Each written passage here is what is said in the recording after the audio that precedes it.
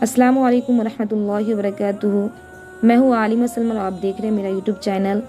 और आज की वीडियो में मैं आपको बताऊंगी रोज़े के मुतालिक चंद मसाइल जो बहुत ही अहम हैं, और मैं कोशिश करूंगी कि आप लोगों के लिए रमज़ान में रोज़े के मुतालिक और उनके अलावा और भी बहुत सारे मसाइल हैं। तरावी की नमाज़ है, तहज्जुद है, और उनके अलावा और भी बहुत सारे मसाइल हैं जिनके तहत ज़कात वगैरह देना होता है।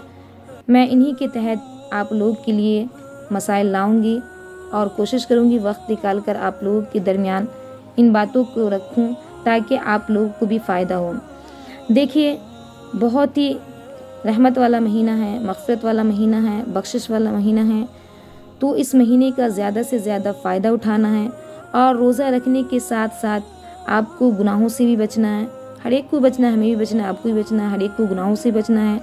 और उनके अलावा खूब अल्लाह तबारक व तआला के दरबार में हाजिर होकर खूब इबादत करनी है, खूब दुआएं मांगनी हैं और अपने गुनाहों को बख्शवाना है। देखिए, हदीस शरीफ में आता है कि जो शख्स रोज़ा रखता है अल्लाह की रज़ा के लिए, जो शख्स रोज़ा रखता है उनका अल्लाह के रसूल सल्लल्लाहु अलैहि वसल्लम ने इरशाद फरमाया कि अल्लाह तबारक व तआला उनके अगले गुनाहों को बख्श देते हैं। यानी जितने अगले गुनाह सगीरा होते हैं, यानी छोटे छोटे गुनाह होते हैं, उनको बख्श देते हैं। और अल्लाह के रसूल सल्लल्लाहु अलैहि वसल्लम ने इरशाद फरमाया कि जो शख्स रोज़ा रखता है उनके मुंह की बदबू अल्लाह तबारक व तआला को मुश्क से भी ज़्यादा बढ़कर पसंद है। यानी उनके मुंह की जो बदबू निकलती है वो भी मुश्क से ज़्यादा बढ़कर अल्लाह तबारक व तआला को पसंद है। यानी रोज़ेदार अल्लाह के नज़दीक बहुत ही महबूब है, बहुत ही प्यारा है।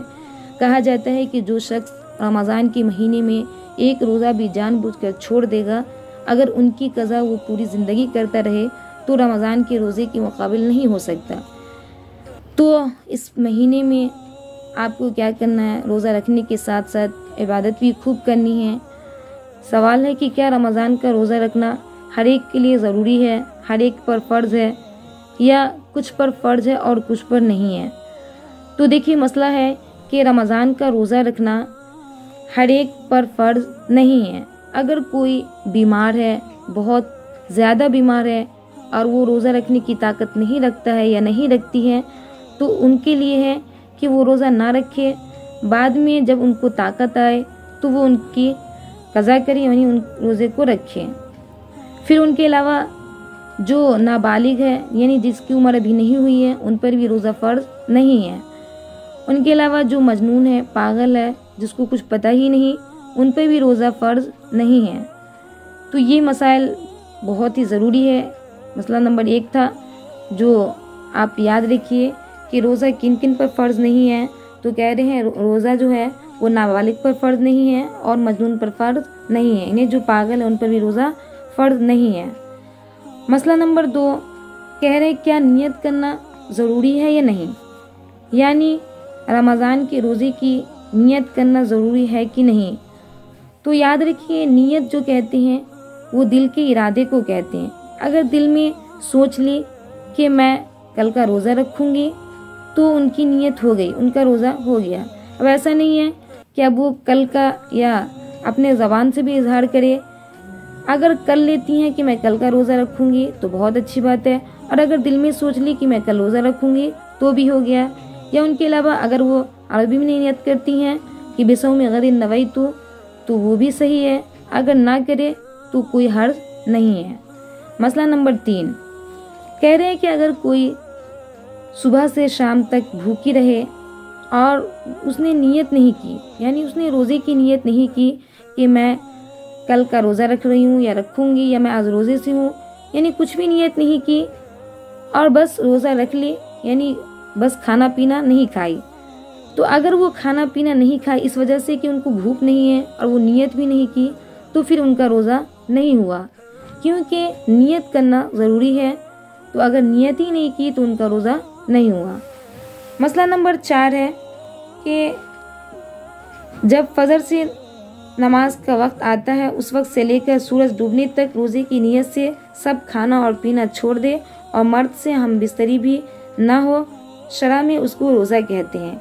यानी सुबह से लेकर शाम तक खाना पीना छोड़ दे और अपने शौहर के साथ हम बिस्तरी भी ना करे, تو ان کا نام ہے روزہ، یعنی جو کھانا پینا چھوڑ دی اور ہم بستری بھی نہ کی تو گویا کہ اس نے ان کا روزہ ہو گیا، بس وہ دل میں نیت کر لی، انہی کا نام ہے روزہ۔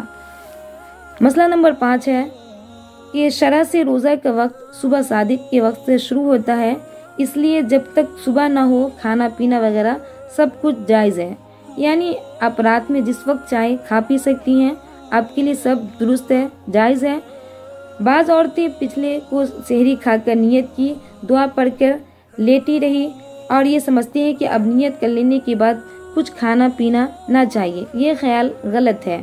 جب تک صبح نہ ہو برابر کھا پی سکتی ہیں، چاہے نیت کر چکی ہوں یا بھی نہ کی ہوں، یعنی اگر آپ نیت کر بھی لی یا نہ بھی کی تو اگر ابھی آپ کو پتہ ہے کہ صبح صادق سے آپ روزہ مطلب کچھ کھا پی نہیں سکتی تو ان سے پہلے اگر آپ چاہیں تو کھا پی سکتی ہیں، اگر آپ نیت کی بھی ہیں یا نہ بھی کی ہیں۔